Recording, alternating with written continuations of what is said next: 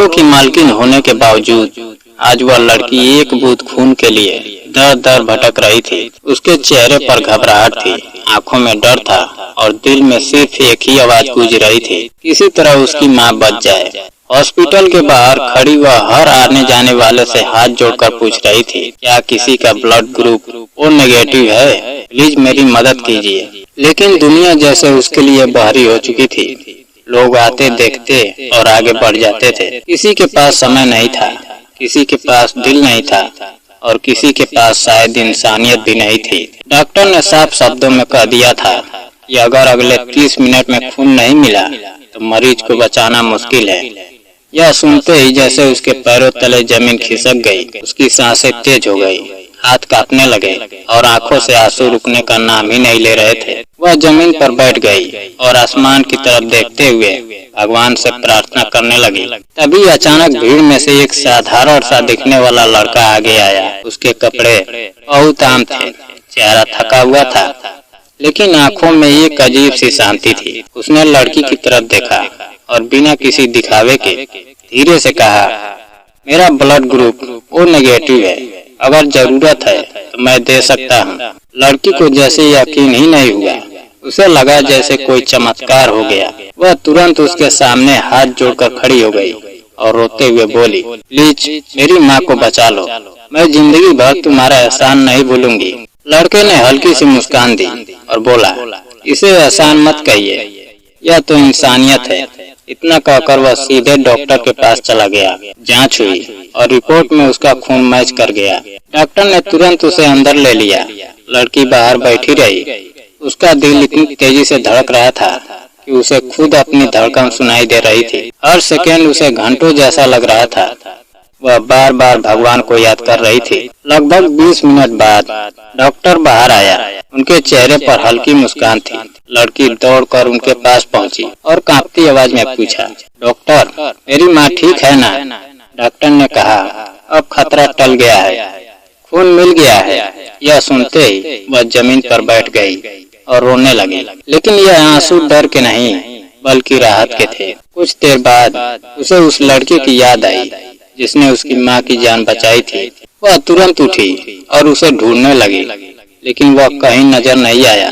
तभी एक नर्स उसके पास आई और बोली, आप उसी लड़के की खोज कर रही हैं ना? वह अब भी अंदर है, लेकिन वह खुद भी बहुत कमजोर है। उसने अपना आखिरी यूनिट खून दिया है। यह सुनकर लड़की के चेहरे का रंग उड़ गया।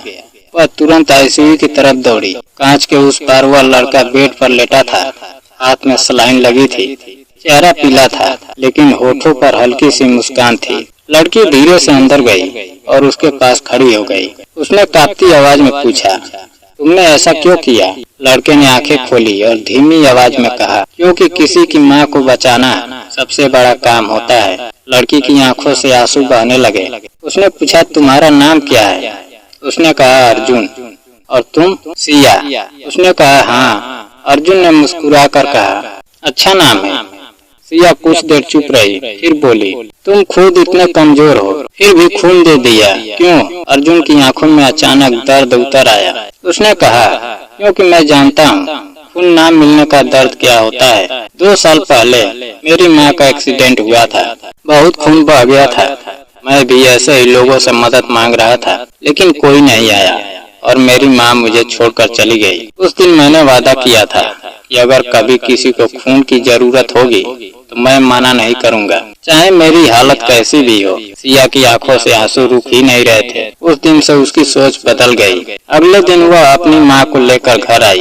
उसका घर बहुत बड़ा था, हर सुविधा मौजूद थी, लेकिन उसके मन में सिर्फ अर्जुन था। उसने उसे ढूंढने का आदेश दिया और कुछ ही घंटों में अर्जुन का पता चल गया। वह एक छोटे से कमरे में रहता था। सिया खुद उससे मिलने गई और उसे अपने घर काम करने का प्रस्ताव दिया। अर्जुन ने पहले मना किया, लेकिन बाद में मान गया और वह उसके घर ड्राइवर बनकर काम करने लगा। वह बहुत ईमानदार था, समय का पाबंद था और हर काम दिल से करता था। धीरे धीरे घर के सभी लोग उसे पसंद करने लगे और सिया के दिल में भी उसके लिए कुछ खास जगह बनने लगी। एक दिन सिया ने देखा कि अर्जुन किसी से फोन पर बात कर रहा है और कह रहा है, कि किसी को खून की जरूरत है। वह तुरंत निकल गया। सिया चुपचाप उसके पीछे गई और देखा कि वह एक छोटे से अस्पताल में फिर से खून देने पहुंचा है। डॉक्टर ने उसे चेतावनी दी कि बार बार खून देना उसके लिए खतरनाक है, लेकिन उसने कहा, अगर मेरी वजह से किसी की जान बचती है तो मैं रुक नहीं सकता। उसी समय सिया को खबर मिली कि उसकी कंपनी में करोड़ों का फ्रॉड हुआ है और संदेह अर्जुन नाम के किसी व्यक्ति पर है। सिया के मन में शक पैदा हुआ। उसने जांच करवाई और पता चला पैसे जिस अकाउंट में गए हैं उसका नाम भी अर्जुन है। हालांकि पूरी जानकारी मेल नहीं खाती थी, लेकिन शक गहरा हो गया। एक दिन उसने गाड़ी में ही अर्जुन से सवाल किया, क्या तुमने मेरी कंपनी के अकाउंट्स में कुछ किया है? अर्जुन हैरान रह गया। उसने साफ मना कर दिया, लेकिन सिया के दिमाग पर शक हावी था। उसने उसे नौकरी से निकाल दिया। अर्जुन चुपचाप चला गया। कुछ दिन बाद पुलिस ने उसे गिरफ्तार कर लिया। यह खबर सुनकर सिया टूट गई।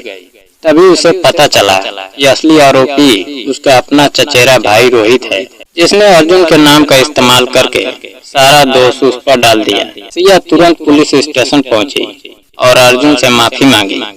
उसने रोते हुए कहा, मैंने तुम्हें बिना सच जाने दोषी समझ लिया। अर्जुन ने शांत होकर कहा, गलती इंसान से होती है, और उसने उसे माफ कर दिया। पुलिस ने असली आरोपी को पकड़ लिया और अर्जुन को छोड़ दिया। सिया ने उससे वापस आने को कहा। अर्जुन ने एक शर्त पर हाँ कहा कि वह फिर कभी बिना सच जाने उस पर शक नहीं करेगी। सिया ने वादा किया और दोनों वापस घर आ गए। अब रिश्ता बदल चुका था। अब उसमें भरोसा था, सम्मान था और एक अनकहा अपनापन था। अर्जुन आज भी लोगों की मदद करता रहा।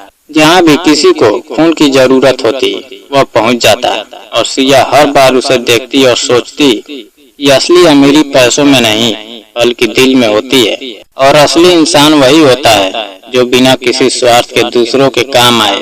और उसने जिंदगी का सबसे बड़ा सबक सीख लिया कि किसी को उसकी हालत से नहीं उसके कर्म से पहचानना चाहिए, क्योंकि कई बार सबसे साधारण दिखने वाले लोग ही सबसे असाधारण होते हैं।